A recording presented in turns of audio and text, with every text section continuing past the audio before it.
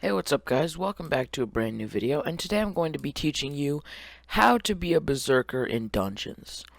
So first, let's just say that you have all the money and that you can buy anything you want. Well, for pets, there's really only one option that's the best, and that is the legendary Ender Dragon pet.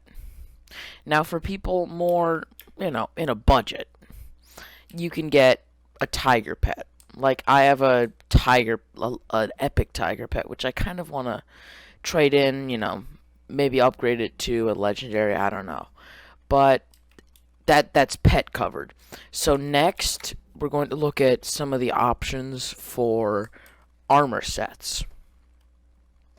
So the two main options are basically superior armor, which you can see the set bonus is that all of your stats are increased by 5%.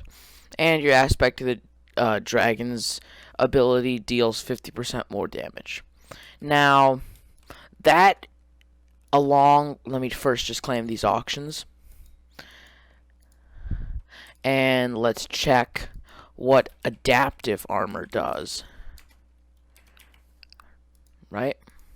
So if we go to adaptive armor, the full set bonus is every 5 catacombs levels, this armor piece gains plus 2% stats. Now, to be honest, if you want the top best for specifically dungeons, you're gonna want to get adaptive armor. It even outclasses superior. That's how good it is. So, yeah. But if you're on a little bit more of a, 50 million budget and you don't want to just buy one piece of adaptive armor, you can buy some superior armor. You can see I have a pretty good set. Next is swords. So, your two main swords, or actually now your three, are going to be either the adaptive blade right here, which, let's see. It automatically adapts to the user inside dungeon. So for Berserker, you'd be getting plus 35 strength, right? And if you put, like, Fabled on it, you'd get around, like, 200 something damage and a little bit of strength, right? Well, that is pretty good, but there is some swords that you can argue are better. Like, for instance, what I'm using right now, the aspect of the dragons. So you can just search that on the AH, and you can find that. Now, this is the best of the best one, but you can see that price isn't that good. So I'd suggest getting, like, a base enchant, maybe buy, like, an ultimate enchant or something. But the enchant that you really, really want for swords, if you can afford it, that is the Fabled enchant. So what you can see there is it gives 60 strength and 40% crit damage, but it also gives critical hits, a chance to deal up to 20% more damage. Now, as you can see, I have a 100% crit chance, which means I will get a critical hit every single hit. So, if you just put that on, you can do up to 20% more damage. So, yeah, I mean, that's pretty good for swords. Now, if you're going to say bows, right? The best thing for bow... Hold up. Let me just switch lobbies here. Oh, okay. I'll be right back. So I'm back, and what we were talking about before was bows. So the best bow that you'll probably get is a Runan's bow, which, if you want the best, like, regular reforge, I don't know if there's a better reforge, like, from a reforged stone, but, like, the best base reforge is Unreal, right? So you can see there that gives 25 strength, 13% crit chance, and 50% crit damage.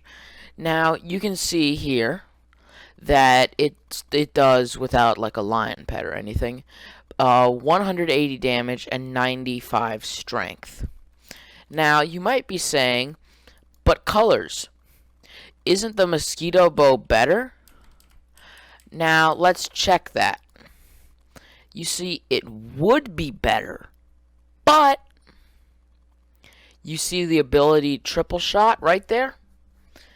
That is what makes the Runan's bow the best bow in the game. So I obviously, I don't have the money for a mosquito bow, but let me just show you how much damage I do, like, to something over there with the Unreal Runan's bow. Let me just buy some arrows really quick. Just buy one. And let's go over there. And let me just shoot these two things. Right? Ah, couldn't see that. Well, it'd probably do somewhere around 5 to maybe like, actually, it'd probably do like somewhere like 10,000 damage per shot or something. So yeah, you know, that's how it'll do. So if you add that all up, you know, even though it does 40% the damage of the two arrows, do 40% damage of the first arrow, it still adds up to more total than the mosquito bow.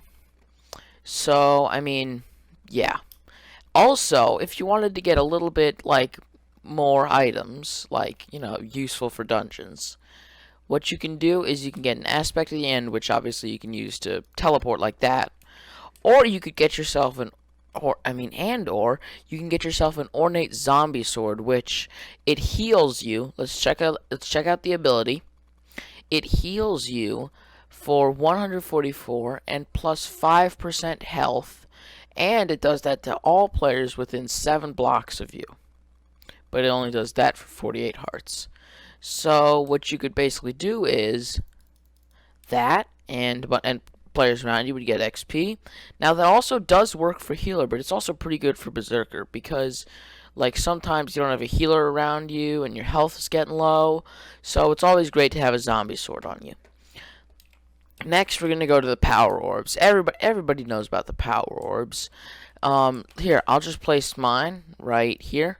The Mana Flux power orb. Now, it's not the best power orb, but it is, like, it's in the middle. It's not the Radiant, which is the worst, but still great. Mana Flux, however, it does give a strength bonus and a mana regen bonus, unlike a Radiant.